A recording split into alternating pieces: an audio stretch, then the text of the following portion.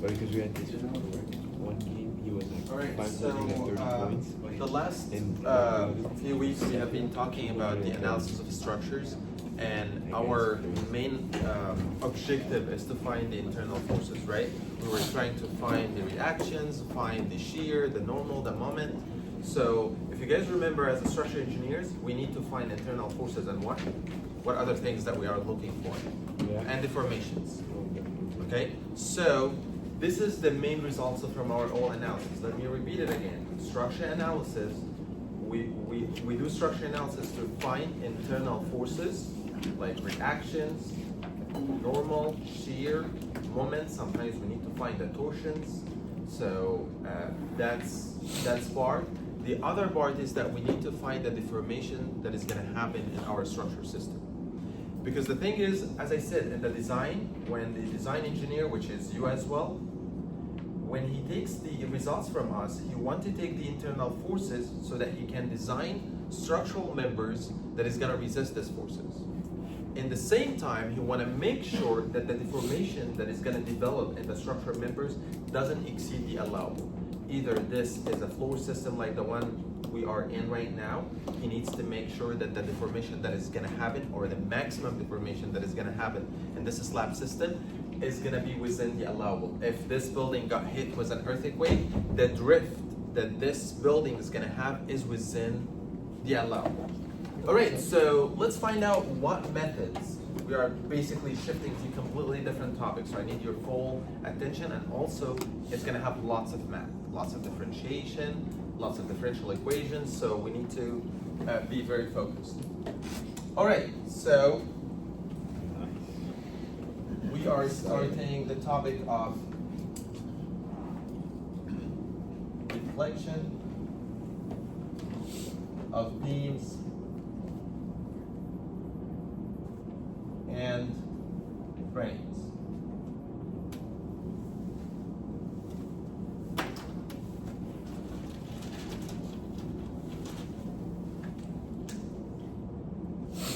There are many methods that can do the analysis, the deflection analysis for beams and frames. There is double integration method, moment, area method, elastic load method, and also there's conjugate beam methods. And also there's the stiffness method that we are going to study later in the semester.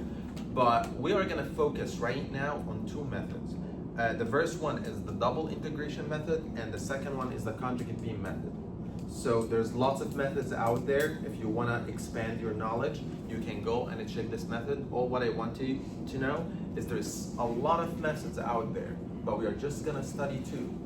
And at the end of the day, you will not use these two in the real life. You are going to do a software like using SAP 2000 and put the loads, put the geometry, put the building, and then run the analysis and get the information. But you have to understand the basics. You have to have some like manual rules, like, oh, this deflection doesn't make sense. I'm gonna do it with my hand and then see how it's gonna get me. However, these methods can work for simple structures, like maybe beam or a simple frame. But if you have a full structure, it's gonna be really, really hard. So that's why we use finite element analysis that we're gonna learn later in the semester. So I'm gonna put some methods for your record if you wanna search them. So we are gonna study here a method called double integration method, and two, there's a method called moment area method.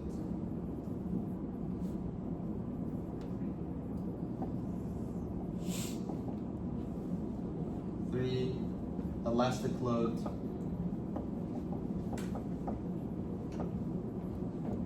Method. And number four, conjugate beam method. In class, we are going to study double integration method,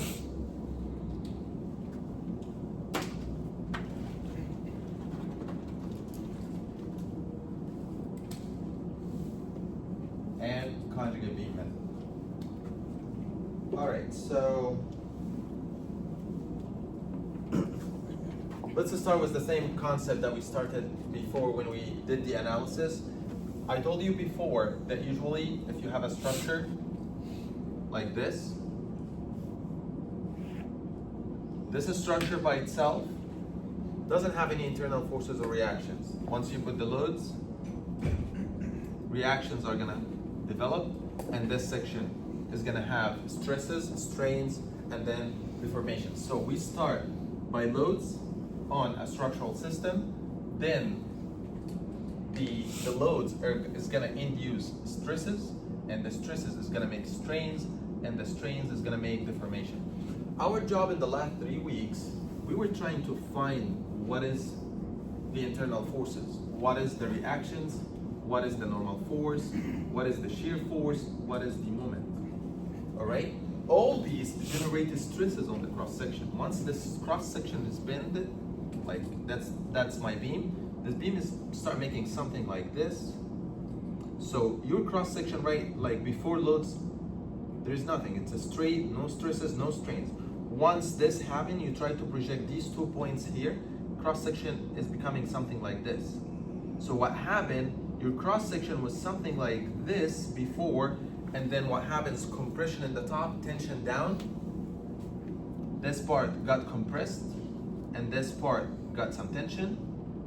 So the forces, the internal forces, the normal shear and moment got converted into stresses, and then the stresses made strains, made the cross section to have some strains, and definitely strains means that there's deformation. That's exactly what happened in the beam.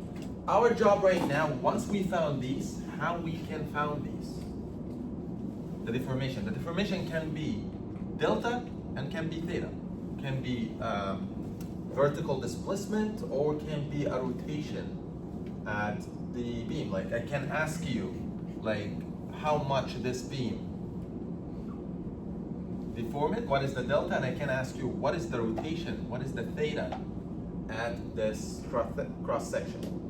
All right, so if I do this, I have to start with the load, and somehow the stress and the strain is gonna show up, so I can get to this point. Okay, so let's find out how we can do this. So I'm gonna start with the first method, which is the double integration method.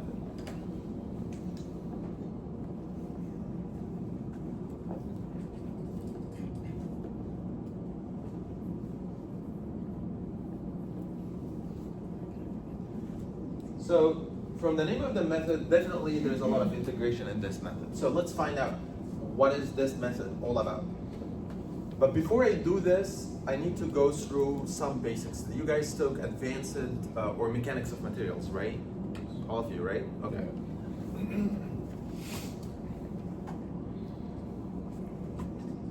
If I have a cantilever like this,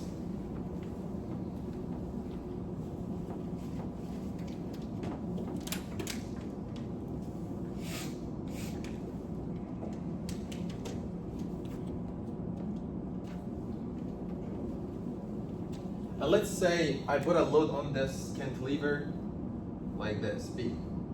What is gonna happen? How is the deformed shape gonna look like? It's gonna be, by the way, what is the value of theta here? 0. The rotation is 0, so it's gonna be something like this, and then the beam is gonna make something like this.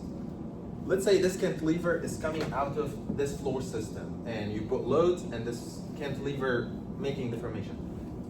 Like, this deformation is gonna be huge. No, like our deformations in a structural system is in terms of centimeters. It's very, very small. Like you can have this cantilever, let's say it's 4 meters. You can find this deformation is like 1 centimeter. Very, very small. So most of our curves in the structure analysis, it's a shallow curves that you barely can see.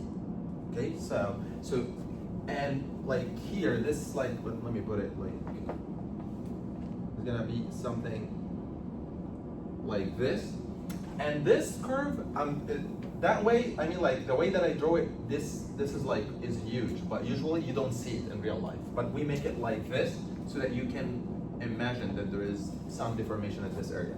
So we need to have a little bit of background about the geometry of the shallow curves. Okay, so do you guys remember if you have a very, very small theta, like let's say an angle theta, and this theta is very, very small. I'm sure that you learned the rule F, let's say geometry of shallow curves. there is a rule about this theta, that tan theta equal to sine theta equal to theta in radian. Have you seen this before? Okay, let's, if any of you have a calculator that can do sine and tan, let's say that we have this angle theta equal to 1 degree. Very, very small angle. And let's do this calculation. Try to find the sine theta of 1 degree. What is it? 0.017? Okay. All right, how about tan 1 degree? 0.017. How about try to find the value of theta, which is 1 degree in radian? Can you convert 1 degree to radian? Do you guys know how? You divide the 1 over 180 and multiply it by pi. Because pi is the radian of the 180. Or basically, if you want to convert anything to radian, you either, here's the 1 degree, and you multiply by pi over 180, right? If you have a circle, if you guys know, I have the circle. The circle is 2 pi, right?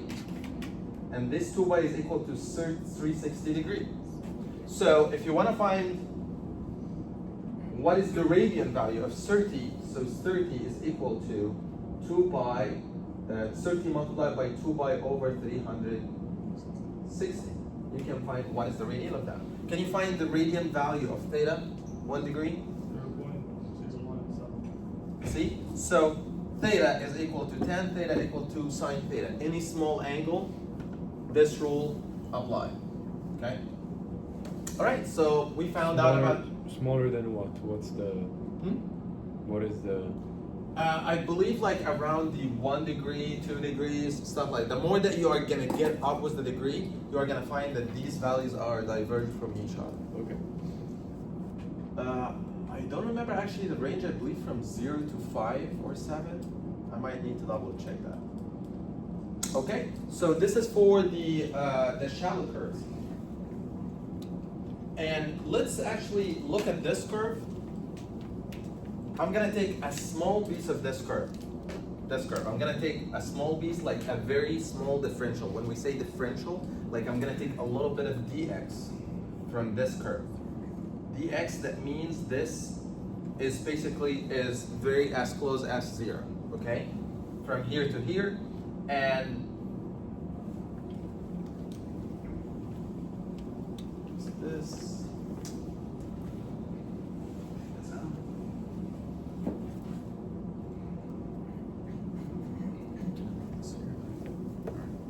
So the thing is, I want to find the center of this curve. So basically the center of this curve, you can take a perpendicular from here and a perpendicular on this line, and they all are going to meet at a point. So this is the center.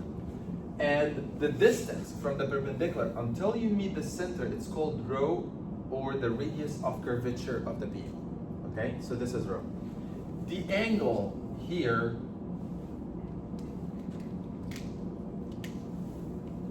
this is called theta. The angle between this one, sorry, it's called d theta, because it's the small version of it. If we want to take this out, let's take this curve out. I'm gonna zoom in on this part and take it out here. I'm gonna put this curve like this, and I'm gonna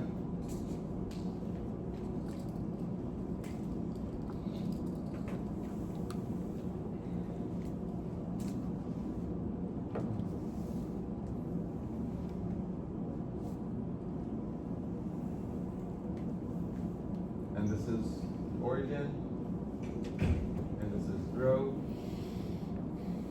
and this is d theta. What is the value of d theta? Is like, let's say this point has a tangential, so this is the angle theta at point A, and this one has a different slope, so with the horizontal, so this has, let's say this is theta 1 and this is theta 2, and the difference between them, this is the theta, which is the same value over there. Okay? So if you want to find a relationship between the length of this curve, the length of this piece, let's say that this piece is ds. By the way, dx and ds are very close to each other. The thing is, they are both small. But you tell me, which one is bigger? Is ds or dx?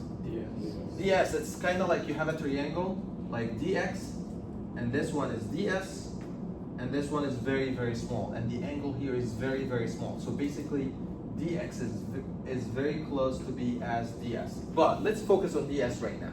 Like this piece is ds. Can you get the value of ds in terms of rho and d theta? Like if you have a circle like this, let me write it here. If you have a circle like this, what is the length or the circumference of the circle? 2 pi, right? So, and this is the radius. What if I told you that this angle is, let's say 30 degrees, like the one that we had it from before? Can you find the length here? Convert to radius multiplied by the radius. You can convert to radius. And what are you going to do after this? If this whole circle is 2 pi, and you want to find this piece, try to find the ratio between this angle and the 2 pi. Like first you have to convert the 30 to radian. Yeah. Or you convert the 2 pi to 360. So you can say that 3 over 360 is going to be equal to, X over 2 pi. let's say this is x is going to be equal to, no, we need to have the radius in it. Oh, the thing is that the circumference of the circle is not 2 pi, the circumference of the circle is 2 pi r. Okay, so it's going to be equal to the x over 2 pi r. So basically you're going to find this ratio, and then x is going to be equal to r multiplied by 3 over 360 multiplied by 2 pi, right?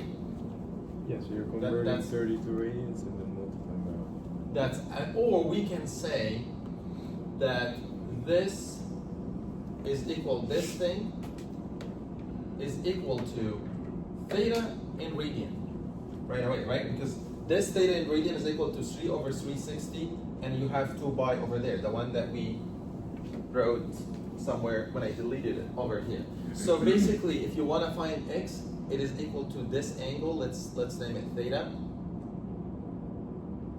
multiplied by r. That is the value of this part. If theta is equal to 2 pi, which is the whole circumference of the circle, so x at 2 pi is going to be equal to 2 pi r, which is the circumference of the circle, right? If it's 180 degrees, so it's going to be pi r, which is half of the circle. If it's 1/4 of the circle, it's going to be pi over 2 multiplied over r. So basically, if you want to find the length of a piece of a circle, you multiply the angle by the radius, and the angle need to be in radian, okay? Not in angle, not like in degree, like not 180. You have to convert it to radian. Same thing here.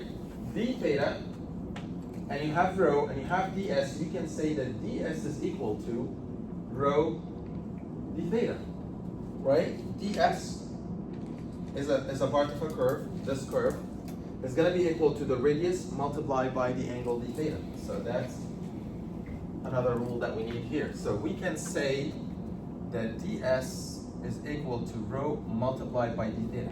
And we can write it as this. We can say that d theta, ds equal 1 over rho. And since we said that dx is as close as or equal to dx, we can write this d theta dx equal to 1 over rho. And by the way, this value, d theta dx, is called curvature. What is the curvature? The curvature is the change in the angle theta over the length of the curve. How theta is it changing over the length of the curve, and sometimes we write it as xc. So let's write these rules or these equations.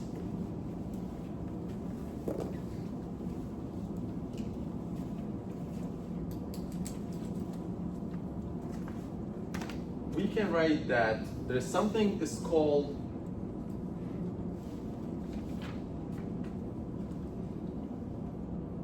verse theta. Let's write this one, d theta dx versus dy dx. Do you know what is dy dx? Like if I have a curve and I want to find the dy dx here, that is the slope, right? Is equal to theta. We all know this. If you have a beam and this beam has a deflection and you get at one point and try to find dy dx at any point, that is going to give you the slope. That's number one. And we did this in the other lectures before. dy dx at any point of the beam give you the slope. Today we learned something new, that d theta dx is equal to 1 over rho, 1 over the radius of the curvature of the beam, and that is equal to something new. It's called xc, which is the curvature. And the definition of the curvature is the change in the slope per unit length of the distance along the line of the curvature. How the slope theta is changing over the linear length of the beam. So that's the curvature. So we have to know this. Can you guys tell me what is y? Like I can put here y. So that we take it step by step. Y is the deflection of the beam. Like let's say this is y, and I wrote another beam here, this delta is y. So y is the deflection. If you differentiate the deflection with respect to x, you are gonna get a slope. If you differentiate the slope with respect to x, you are gonna get curvature. And that is the three main piece of information about any beam. You wanna know what is the deflection, what is the slope, what is the curvature. Slope is y, you differentiate one, you get theta, the slope, you differentiate another time, because d theta dx, theta is equal dy dx. D theta dx is equal to d dx of theta, which is dy dx. Can you differentiate this? It's going to be the second derivative of x, right? Do you guys get that differentiation? If you have d theta dx and you know what is the value of theta, which is dy dx, so basically you have dx by itself and you have dy dx, so that means I'm taking the second derivative of y, and this is how we write the second derivative of y. So basically I can write the same equation, this one, as d squared y dx squared equal to 1 over rho equal to the curvature. So I can name this as 1, this is the deflection. This is number 2, the slope, which is the first derivative of the deflection equal to the slope. And this is number 3, the second derivative of the deflection equal to 1 over the radius of curvature, equal to xc, which is the curvature. This is the radius, and this is the curvature. You either keep it that way or that way. Does anybody have any question? Do you guys have any problems with the differential equations or differentiation or the second derivative? Does anybody? It's all math stuff that you should have learned before. If you didn't, you have to go and revise how you take second derivative. If you have any function, let's say you have y equal to 3x squared plus 2x plus 1. You want to get the first derivative, d dx of y, and sometimes we write it dy dx. You have to take the first derivative of this. It's going to be 6x plus 2. If you want to take the second derivative of this, d squared y dx squared of y, so this is going to be, can be written d squared y dx squared, and you are going to take the derivative of this is going to be 6. So I did first differentiation and the second derivative. All right, so these three equations, you have to know them.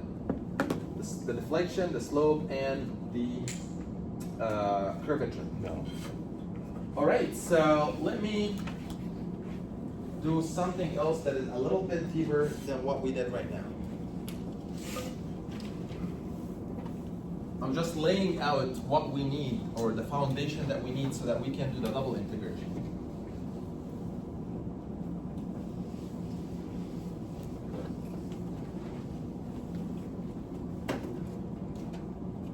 So right now, I'll try to find the differential equation of the elastic curve of a beam.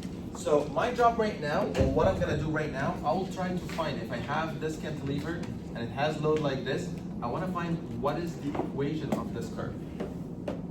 If you found the equation of this curve, the elastic curve, we call this the deflection line or the elastic curve of the beam. Like when this beam is gonna deflect, this is how the deflection look like. So let's try to find out the differential equation of the elastic curve of the beam. Let's try to find out how we can get it. We're gonna do lots of deep stuff, so I need your whole attention. Let's say this is the 2D view of the beam. It's something like this. And this beam has a specific load pattern, something like that. Okay?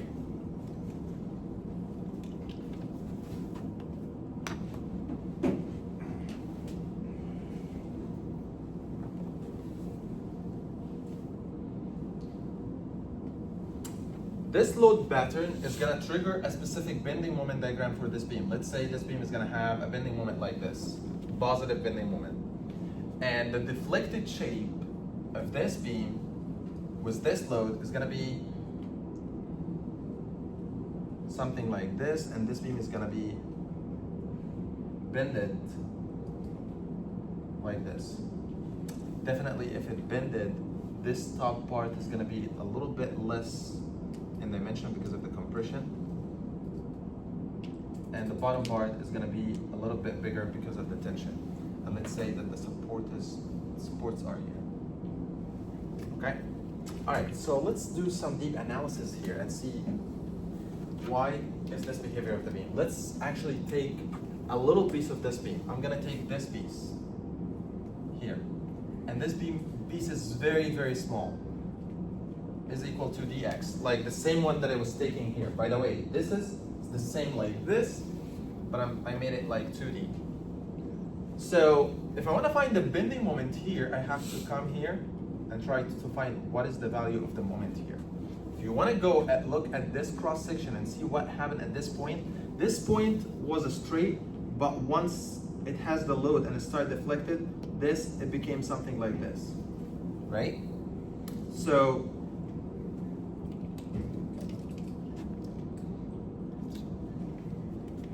basically, this section was kind of, what happened? This is a test of the FIU emergency notification system. This is only a test. All right. This is a test of the FIU emergency notification system. This is only a test. This is a test of the FIU emergency notification system. This is only a test. This is a test of the FIU emergency notification system. This is only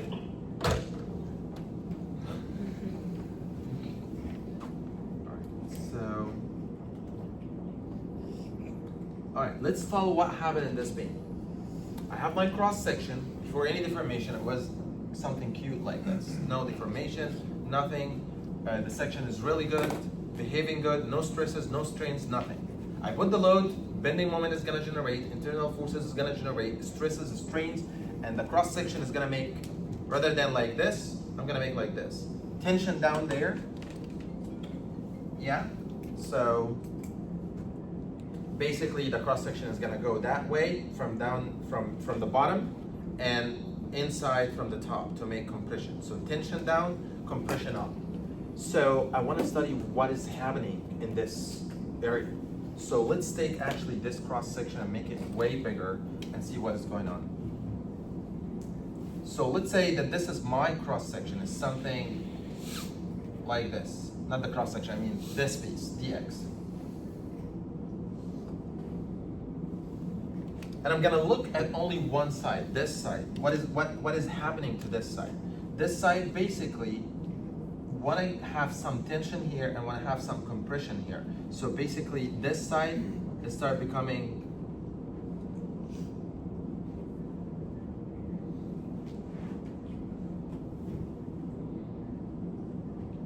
like this. So basically some compression happened up there and pushed the cross section to go inside by a distance dl. So basically it was dx, the top side got compressed and got decreased in size dl, but the bottom side got increased dl. All right? And if I take this all the way up, that's actually the center of the curvature, and this is the d theta that we have that happened in this cross section. All right? Okay, and this is in terms of displacement. Let's look what happened in terms of strains and stresses. So the thing is, if you have dl goes inside, same thing is going to happen with the strains. Strains, you are going to have an epsilon like this, compression strains, and you are going to have tension strains down there, so you are going to have an epsilon here. And we call this point, this is the neutral axis that doesn't have any stresses. The one in the middle, that where the tension and the compression are equal to 0. Once you go up, you are going to have compression. Once you go down, you are going to have tension. So this is the neutral axis. So, and definitely the strains is going to have a coupling from the stresses, so you are going to have stresses as well. So this is a compression strain, so let's have the compression stresses is going to be something like this. You are going to have a stresses, is going to compress the cross section, and from down there is a stresses that is tension that is trying to elongate the cross section, and this is we call sigma. The distance from the neutral axis to the top fiber of the cross section is called C. We're going to call them C. All right, so let's see how we can convert this into some rules that can lead us to develop the differential equation of the elastic curve of the beam. All right, I'm gonna start with trying to develop a relationship between C, look at this is C, and this is theta, right? It's equal to, or d theta.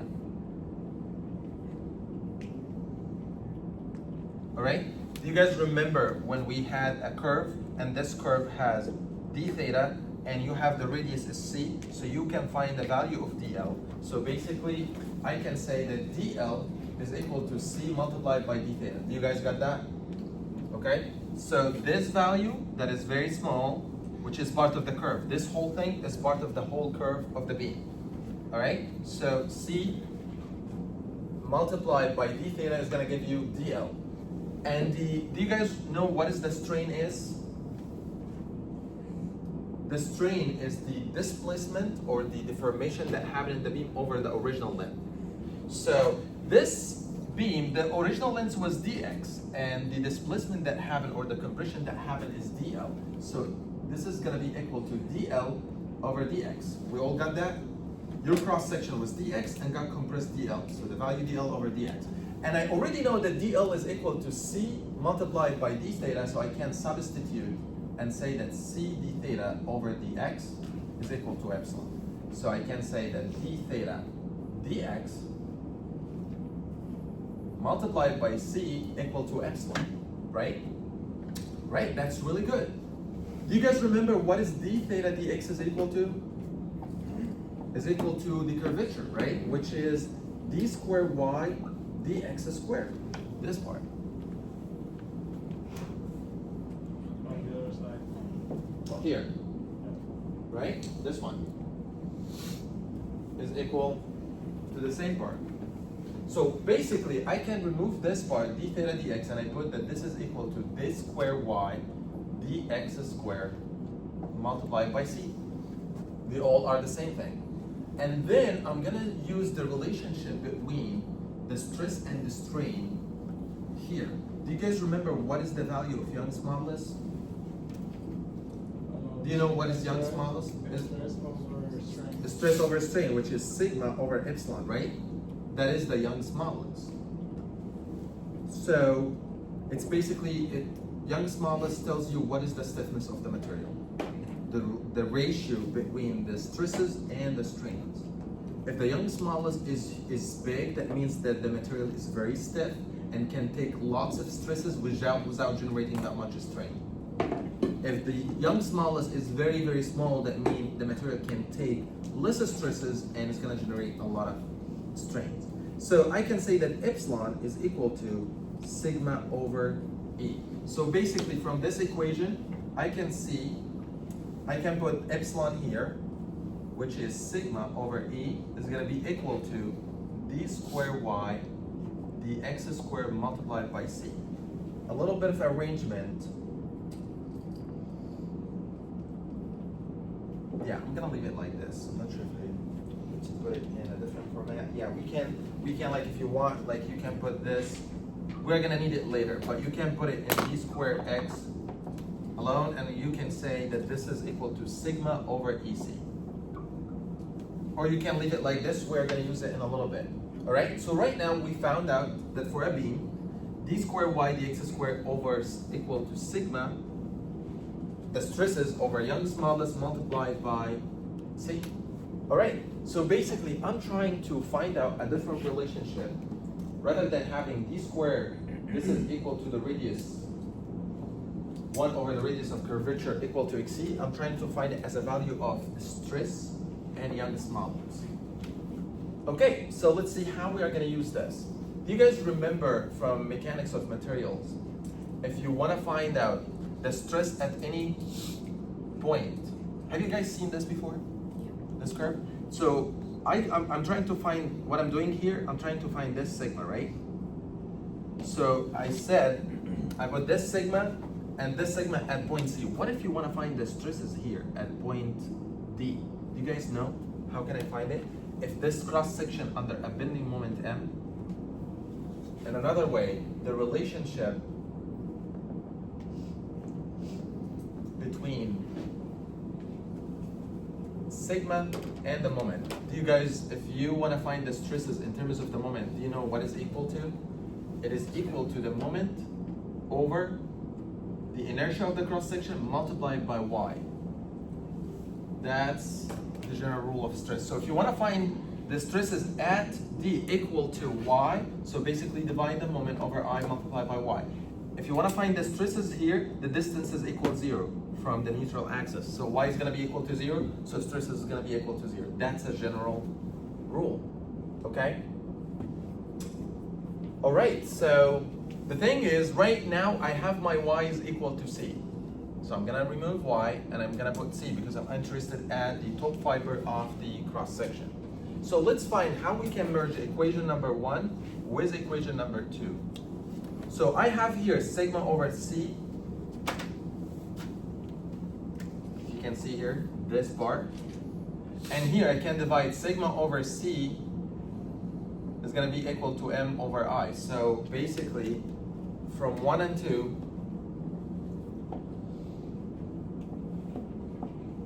I can say that d squared y dx squared is going to be equal to the moment over EI. I'm going to remove sigma over EC. This one, I'm going to put M over I. So it's going to be equal to the moment over EI over E multiplied by I. Do you have any problem with that?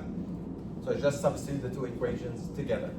So this is going to give us a really, really important equation that the moment at any cross section, actually we can leave it like this, or you can write it the same way that I'm writing. M is equal to EI multiplied by d squared y dx squared. And this equation, you should memorize it as a structural engineer your whole life. I always have this memorized. Maybe I forget how to prove it, but I would never forget what does the final equation look like.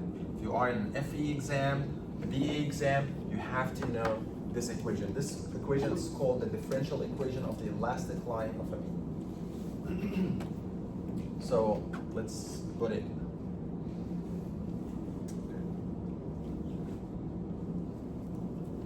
write on this part of the board.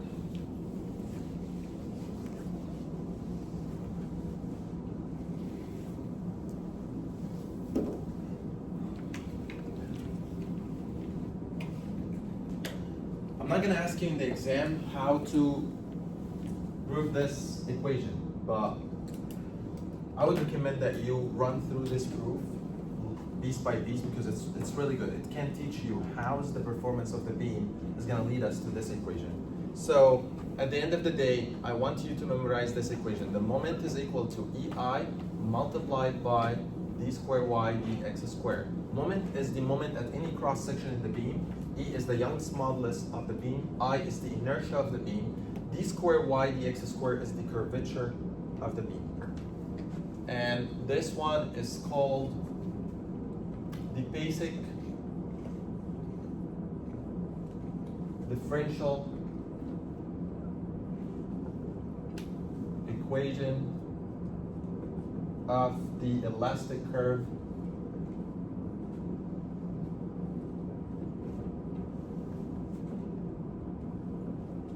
of a beam. All right? This equation is really, really important. Why?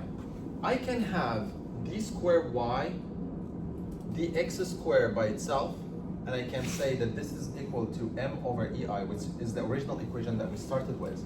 You already know that this is the curvature of the beam, right? This is xc. And I told you curvature is the change in theta with respect to the length of the beam. The curvature, usually we don't use it that much. We mainly use the deflection and theta. However, we can use the curvature to lead us to theta and the deflection. How can I do that? If you know that the second derivative is equal to this, you can integrate this once with respect to dx to get dy dx, which is theta. And once you integrate it, you are going to find the value of theta. Basically, you integrate m over ei with respect to dx. And then you can integrate this one another time with respect to dx. So you are going to have, once you integrate, this is going to end up having y, and this is going to be the double integration of m over ei dx. This is the curvature. This is the slope. This is the deflection. That's why this method is called double integration method. So basically, I'm gonna start with this equation, and I put here the rules for solving any double integration problem. First thing, try to find the equation of the moment in terms of the load. Put the beam and try to find what is the moment is equal at any cross section. Once you find this, equate the moment with this equation. Equate the moment with EI multiplied by the curvature. And once you equate this, integrate once to get the slope, integrate another time to get the deflection. This is as direct as you get in solving for deflection. Okay, let's put this in an example and see how we can solve this example. I'm gonna put this example here because it's big.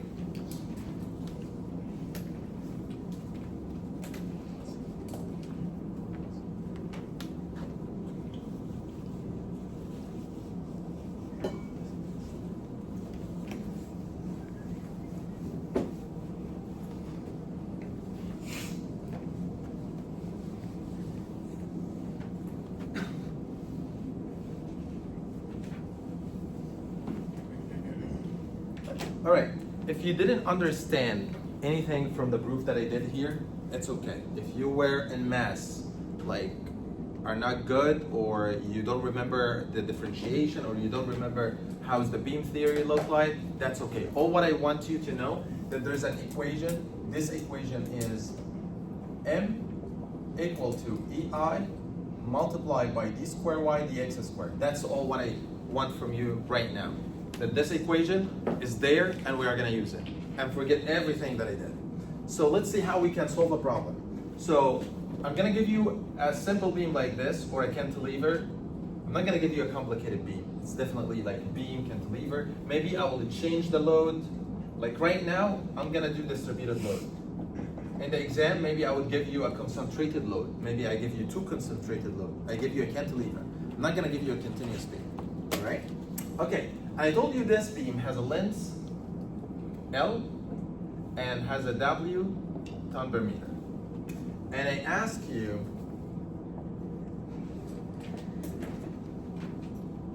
derive the slope and deflection for a simple beam. Derive the slope and deflection equation and calculate them. Find theta at L over 2 and the deflection at L over 2. I want you at the end try to find the value of the deflection. Okay. The value of the deflection at L over 2 and the value of theta at L equals 0. Here. Okay? Alright, because the value of theta in the middle is equal to what? 0, right? Because deflected shape is going to be something like this and theta is going to be equal to 0. Okay, so let's see how we can find out. First, number 1, try to find what is the general equation of the moment. To find the general equation of the moment,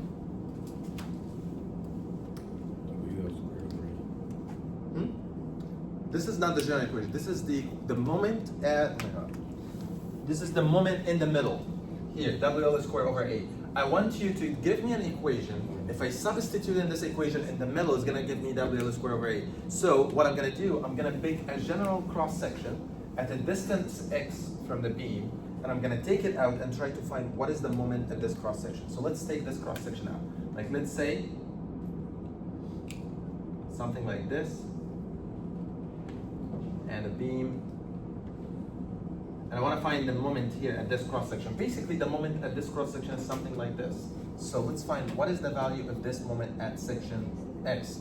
So can you tell me what is the reaction of this beam?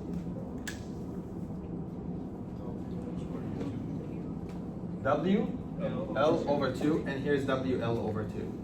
So I have here a reaction W L over 2. So can we try to find the moment at this cross section? So basically, if you want to find the moment at this cross section, you either found it from the left or the right. Since I put X from the left, so I'm gonna try to find it from the left, so I don't have to deal with L minus X. So can you guys tell me what is the moment equal to, given that this distance is X? So what is the loads that make moment? Like what the loads that induce moment that I have here? I have WL over 2. I have the distributed load. WL over 2 make moment WL over 2 multiplied by WL over 2 multiplied by X. How about, and it's positive. I'm gonna assume that the positive is this way. And how about W? W make a negative moment, and it's equal to W multiplied by X, that is the resultant of the load, multiplied by X over 2, the R of the moment. So basically, you can say that Mx is equal to WL over 2 multiplied by X minus WX squared over 2. That's step number 1. Find the moment as a function of the loads. Okay, so this is number 1. I will try right now to equate this moment with the differential equation of the elastic line of the beam, because this is the moment at any cross section equal to EI equal to this. So right now I can say that d square y dx square at any cross section equal to 1 over EI multiplied by the moment. Right? So what I did, I got this by itself and I divided by EI.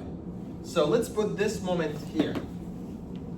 So this is going to be equal to 1 over EI multiplied by WL over 2 multiplied by X minus WX squared over 2. Okay? So that's second step. Equate the moment with the differential equation. So let's put, this is first step, this is second step. Third step, differentiate, integrate twice. So let's integrate once. Basically, if I'm gonna integrate this, is gonna be equal to d squared y dx squared. I'm gonna integrate with respect to dx. Okay? This is gonna be equal to the integration. You're gonna have here 1 over ei wl over 2 multiplied by x minus wx squared over 2 dx. Can we integrate? When you integrate the second derivative, it's gonna be the first derivative. If you integrate the fourth derivative, it's gonna be the third derivative. If you integrate the first derivative, it's gonna be the variable itself. Okay, so when I integrate this, it's gonna be dy dx. So I'm done with this one. Here, 1 over ei is constant, I can take it out. And then I can integrate this part. Can you guys integrate this part? I'm gonna have wl over, okay, integrate x. 4 It's gonna be x squared, and this is gonna be x squared over 2. And WL over let's make it here, x squared over 2, so you guys don't get confused. Then you multiply 2 by 2, it can be 4. Minus wx third over 6. cubed over 3 multiplied by 2, so I can do 2 multiplied by 3, which is 6. Am I done?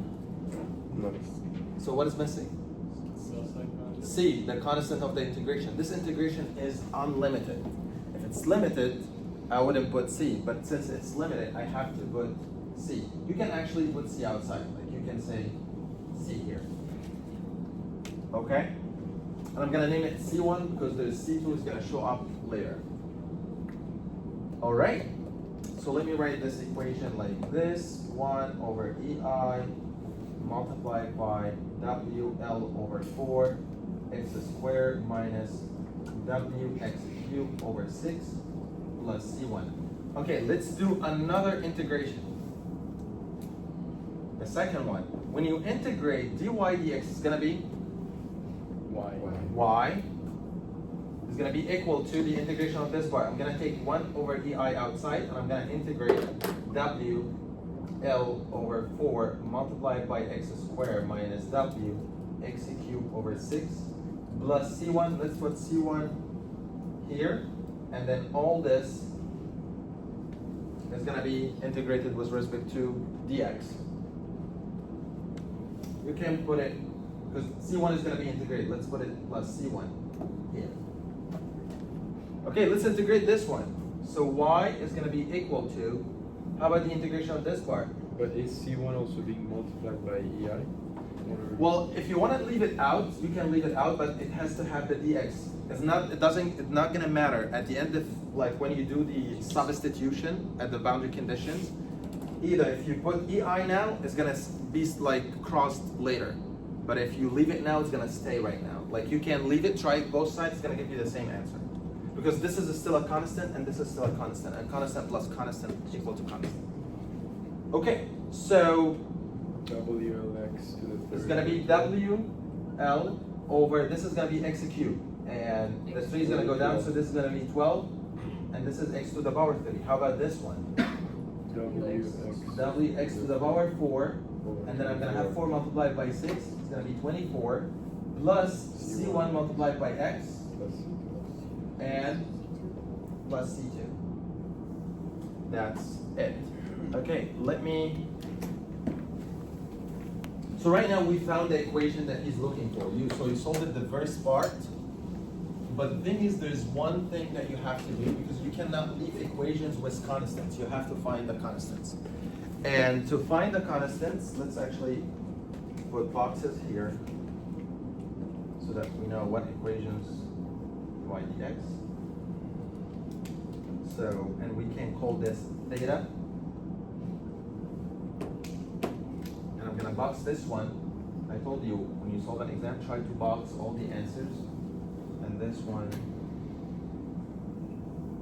box number 2. So you found theta and you found y. But the thing is, you need to do a extra step. You need to find what is the value of C1 and what is the value of C2. So number 3 is to substitute with the boundary conditions. What is the boundary conditions that I have here? I know for sure that the theta in the middle is equal to 0, right? And I know that y is equal to 0 here and y is equal to 0 here. This is the boundary conditions. So I know that y is equal to 0, the deflection of the beam, at L equal to 0, or at X equal to 0. And I know that y is equal to 0 also at X equal to L, the length of the beam. And I know at y equal to L over 2, that theta is equal to 0. So you have 3 boundary conditions and you only need 2 of them to solve these 2 equations. Okay, so for me, the easiest one, y equal to 0, x is equal to 0. Why? Look at this one. Actually, here,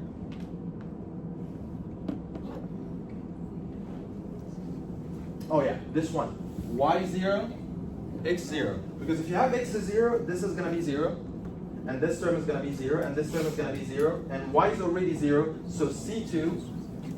So basically this one is going to give you C2 is equal to 0. Right? Because if you substitute here, all x is going to be 0. And the left side is going to be equal to 0. So C2 is going to be left out equal to 0. Let's substitute with the second one.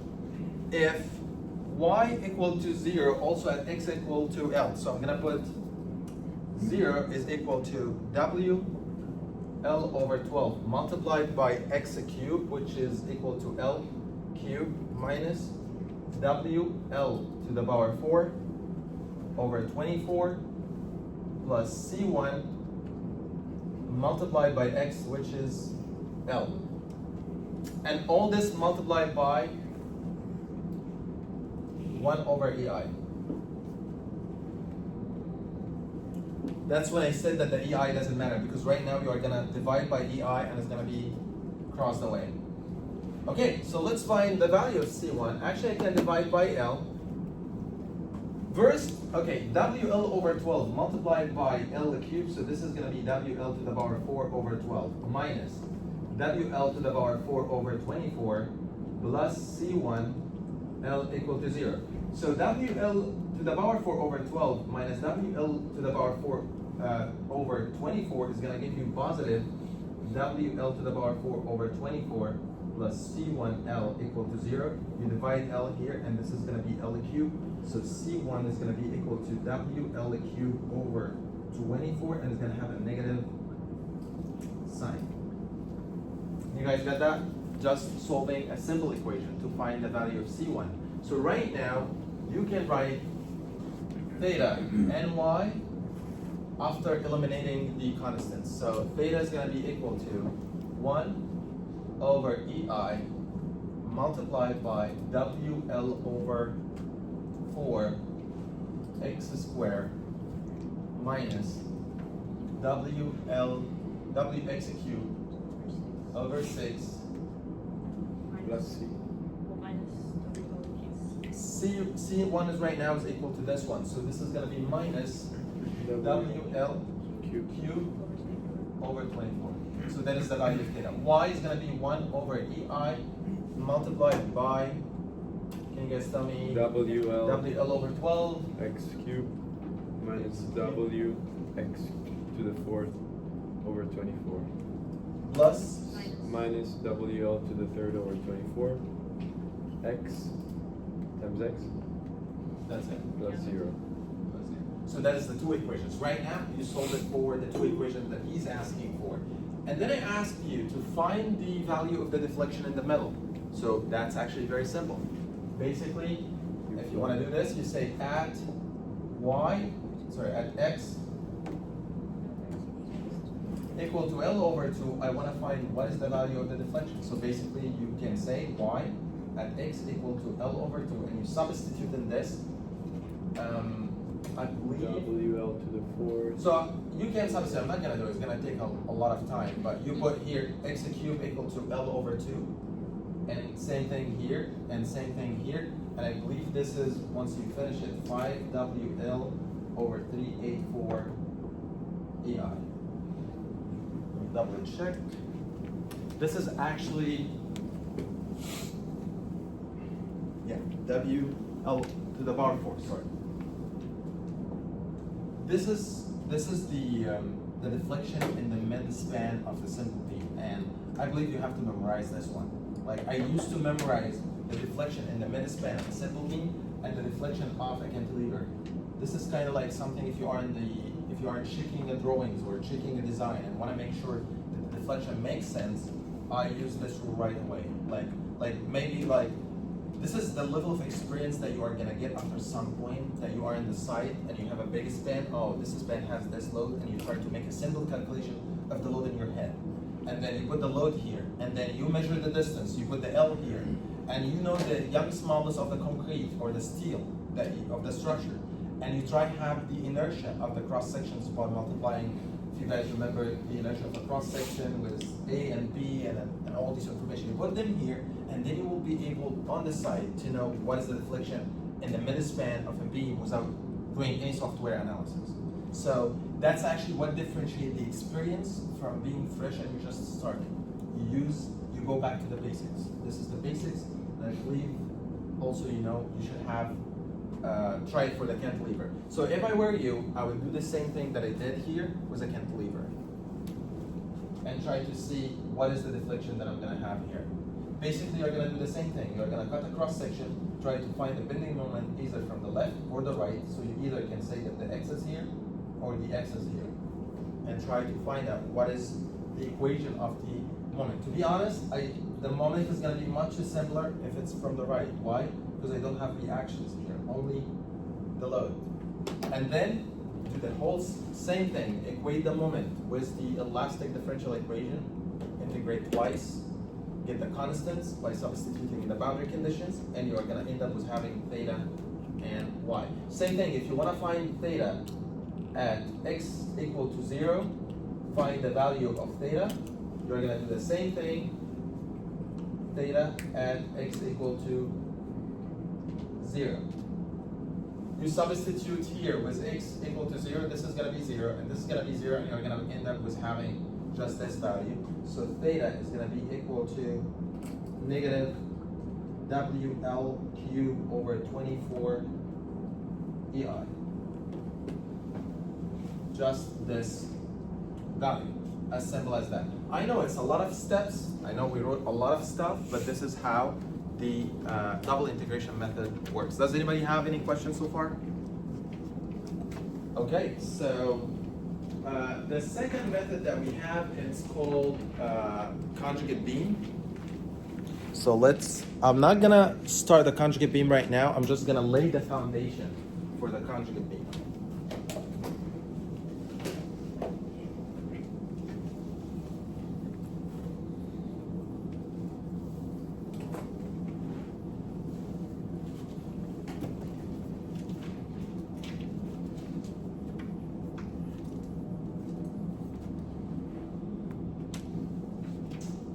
Okay, I'm gonna do something similar to this to come with some relationship between the moment and the shear force in a beam, okay? So let's imagine that this beam that I have is something like this.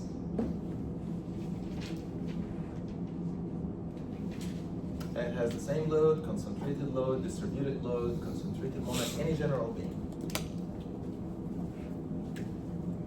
And let's say I'm looking at the same cross section, this and this. I'm taking a very small infinite distance dx. And I'm gonna take this dx out. Let's say that all this beam has a bunch of loads, and let's say this load is extended to be here, for example. Something like this. So let's take this piece out the same way that I did it here.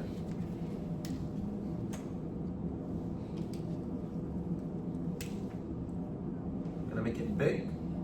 By the way, this is just this piece. I'll make it a little bit bigger. And this piece has a bunch of loads.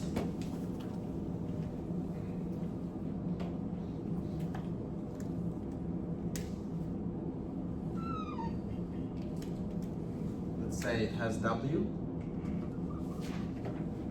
right? And the size of it is dx, very small. So I told you, when you cut in a beam, left and right, the internal forces is gonna show up. So when you cut on the left, there's normal, there's shear and moment. If you got on the right, there's normal, there's shear, and moment. The thing is, I told you before, for a section to be stable, the normal, shear, and moment need to be the same, right? If the normal and shear, let's say the normal here is bigger than the normal here, this beam is gonna go that way, right? So it needs to be the same. But here I'm gonna do a little bit of a change. I'm gonna say, I have a shear here, Q, on this cross section. I have a bending moment, M, on this cross section. Here I have the same thing. I have Q, but going down, so section can be stable, and there's a moment that can counter this moment, it's called M. But the thing is, I'm not looking at the cross section. Like if I'm looking on the other side, yeah, I could say that this is equal to Q and M, but I went a little bit of distance, dx, from this point. So this M is gonna be a little bit bigger or smaller than the moment here, because right now you are not at the same cross section. You shifted dx, so there is definitely a little bit of a change in the moment. But if it's at the same point, the left should be equal to right. But right now I moved dx, so we are gonna have m plus dm and q plus dq. There's definitely a little bit of a change in the shear and moment. So let's find out from what we see on this cross section, the relationship between the shear and the moment, and the load actually. Because the thing is, the load triggers the shear and the moment. To do this, I'm gonna say, let's find the summation Fy equal to 0. So this to be stable, all Fy need to be 0. So I have load W going down, I have shear going up, I have other shear going down. So I'm gonna say that this is equal to Q plus, can you find the value of the load? W times dx. W times dx, is it positive or negative? Negative. Negative going down, so W dx. And then the other shear, which is minus Q plus dq, all this is equal to 0. So basically, you can cross the Q and the negative Q, and you are gonna end up with negative W dx is gonna be equal to minus dq is equal to 0. So dq is equal to negative W dx. Let's integrate both sides. Before I integrate both sides, actually we can write this that way. We can say that dq dx, I'm gonna divide by dx, is equal to negative w, right? I can write that way. Or I can integrate both sides like this.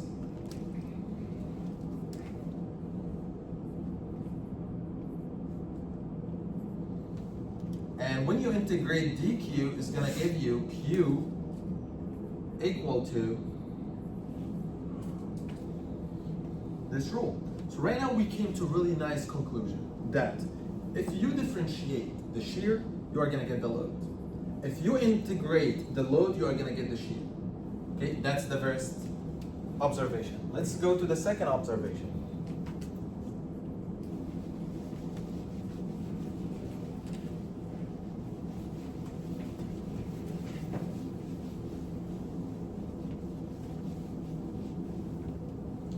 Let's take the moment about this point, or about this point, whatever you like. I'm gonna name this point A, and I'm gonna say that the moment at point A, and this is the positive direction, is equal to 0. So let's see what it's the loads that makes moment.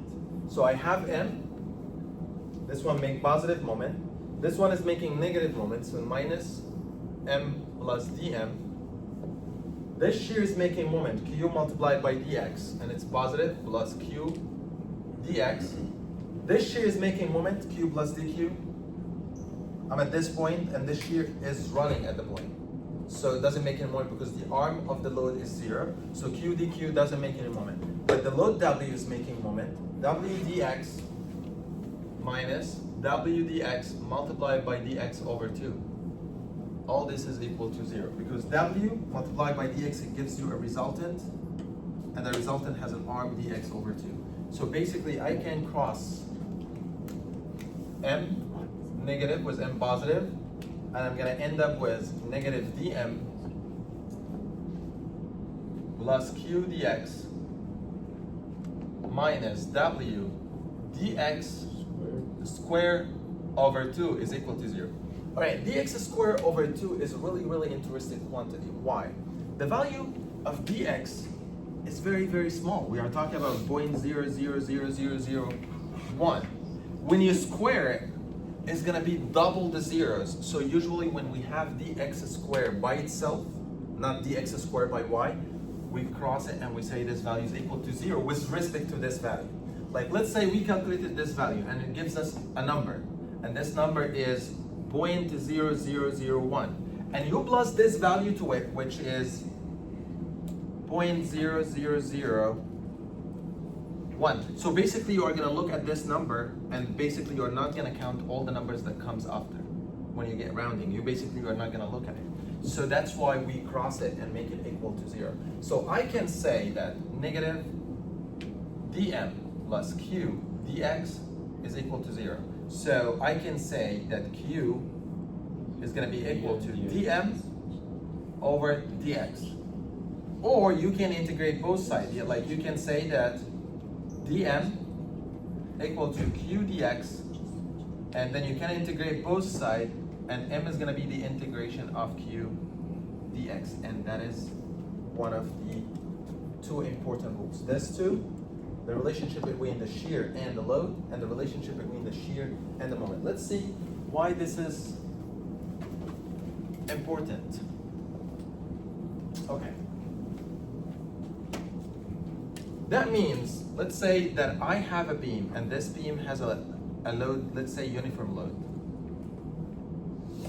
And this load is W.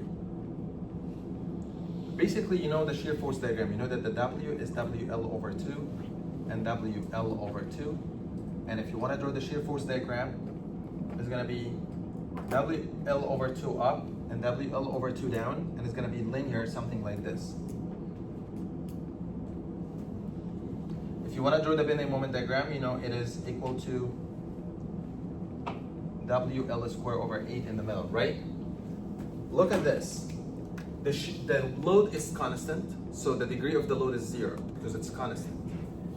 The shear is linear, so that it's a first degree line. And the moment is a second degree parabolic. So the more that you go down, the more the degrees goes up. And this is actually tells you this relationship. So if you want to find out the shear from the load, so you basically integrate the load with respect to dx to find the shear q. This is q and this is m. If you want to find the moment from the shear, you integrate the shear with respect to dx. This equation is going to give you the moment. But if you have the moment and you want to find the shear, what are you going to do? You differentiate the moment with respect to dx. If you want to find the load from the shear, you differentiate the shear with respect to dx. This thing has to stuck in your head. I know it since I was in first year engineering school when we studied the simple structure analysis. The shear is the integration of the load. The moment is the integration of the shear. If you want to find the shear from the moment, you differentiate the moment, the second degree, you get a first degree shear. You differentiate the shear, the first degree shear, you get the constant load. Okay, let me ask you this. If this load is not constant, like let's say this load is triangular, something like this. And here's W. This is a first degree or a constant. This is not constant. This is load that is changing with the length. So, and it's linear, so it's a first degree. What do you think about the shear? It's gonna be second degree. And the moment, third degree. So this is gonna be equation that has x cubed. If this is parabolic, I told you I have a load something like this. And this is function in x squared. So the shear is gonna be third degree and the moment is gonna be fourth degree. This is something from the basics based on the load shape, the shear and the moment is gonna change, all right? And if you wanna find that, basically, you will take the W and then integrate it, you will get the shear, and integrate it another time, you get the moment. And some exams in like big companies, they would give you, this is the bending moment diagram of the beam. Try to find the load. Reverse problem. Rather than giving you the load and solve for the moment, I would give you the moment and try to find what is that load that caused that moment. So basically you try to find the equation of the moment. Let's say you found that x to the power 4 plus 2x cubed, whatever the equation is. You integrate it once, you get the shear, and then you integrate it one more time to get the load. So basically, he's asking you questions in structure analysis and math, because you will do integration.